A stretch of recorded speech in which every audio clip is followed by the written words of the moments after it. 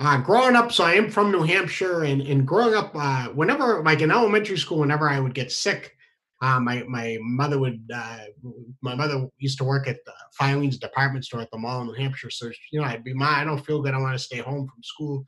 She'd be like, "Okay, I'm going to take you to Yaya and Ariti's." So I'm Greek, and it was my grandmother, my Yaya, and her sister was my Aunt Ariti, great aunt. So that she would drop me off there, and whenever I'd enter their place, I'd always go sit in their TV room. There was like a little couch, and they put a blanket, and they put on like the like game shows, and it was great. I took a lot of comfort. I mean, I have baby lungs, I have small lungs, so I got a lot of colds. I'd be out of school a lot, so when I would go, they would put me there, and this right when you'd walk in the door, there was this strong sense of like really strong like coffee, and I just remember that smell, and still to this day. And when I go to coffee shops, I always feel a lot of comfort just from that smell because that's the smell I remember. And then some days, like I'm not saying I played hooky. I'm not saying I played hooky but a few of those times, like at the end of the day, like towards the end of the day, before my mother would come, Anarita would go to a place called Creamland that was a couple blocks away, and she'd get these toasted tuna rolls and onion rings, and she'd bring them back. And so I'd get this. So it was like my treat for being such a good boy. So it was just awesome. And then, but when I got older, like in high school, by the time and I was still, when I would get sick, I kind of felt like I was a little too mature to be going to my grandmother, my aunt's house. So I go, "Ma, I'll stay home. I'm a big boy now. I'm a big boy. I'll call them and I'll tell them how I'm doing." Uh, but my sophomore year, I got my wisdom teeth out, and it was like early morning. My mother took me. I got my wisdom teeth out, and she had to get back to work. So we're driving in the car. It was the first time been put under, so I was just feeling really weird. I was really out of sorts. And my mother's, it was like motherly intuition or whatever. She's like, "Do you want to go to Yaya and Ariti's?" And I was like, "Yeah, yeah, yeah." And I was just so glad because that day, like I just needed them. I needed that love, that comfort, and they took care of me. They got me like ginger ale, and they just they were there. And so after that, anytime I got sick in high school, I wouldn't be a tough guy. I'd always go to Yaya and Riti's.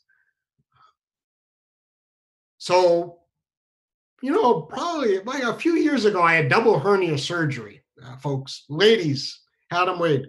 So I had double hernia surgery, and it was a difficult, and I'm away from home, and like, I moved to New York, Mr. Independent. I'm living alone in my own apartment, but something like that happens, and where, Mr. Independent suddenly didn't feel so independent, and I was fortunate living in Hoboken.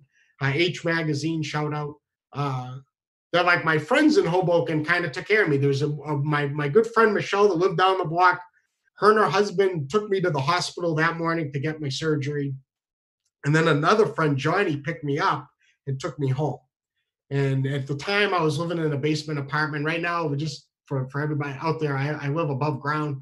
But back then, I lived in a basement apartment, and Johnny brought me in, and I had a twin bed. I have a big bed now, but back then I had a twin bed. I was 36. So I had, so I like, he put the blanket over me, and I mean, I don't know if you've ever had double hernia surgery, like down there, it's not fun. And, when he left, like, and the door shut, and I was like there alone, like, I gotta say, like, I've never felt more lonely ever. And it was like the first time where I really thought back at those times, like whenever I had been sick and I had my mom, I had my grandmother, my aunt taking care of me. And this was like the first time I didn't. Um, but I was fortunate living in Hoboken. And when I say, "Oh, Adam Wade loves Hoboken," my neighbors and like friends and some borderline acquaintances too would come over to me, and they'd be like, uh, "Do you want pizza?" And like, I'm going to mention names, and you don't know, but like Carrie and Janine came over and they brought me like a huge pizza. And the people where they gave me like little, I like Halls, Hot Drops. One of my friends, Patty bought me a bunch of Halls. So it was just like amazing. So I was fortunate, even though I was away from home. I was still getting, that comfort from people. Uh, and now, I mean, we're all going through something. We're going through something, and it's scary. I'm scared every day. I mean, we were talking before. I mean, I'm just waiting for some good news, and it's been really, really difficult for me. But fortunately, and I make sure I do this. I have a lot of free time during the day, so know that. But um, during the day, I make sure at least twice a day for about an hour, I text my friends, I FaceTime my mom and my dad and my brother, and I've texted you three. No, I mean, and Sean, our tech. I mean, I've been, um, and part of it, you've texted me back and talking back. So you've given me a lot of comfort. But now I'm an adult. I am a big boy, and going through all this, I want to be there for people too. So now I want to give them some comfort.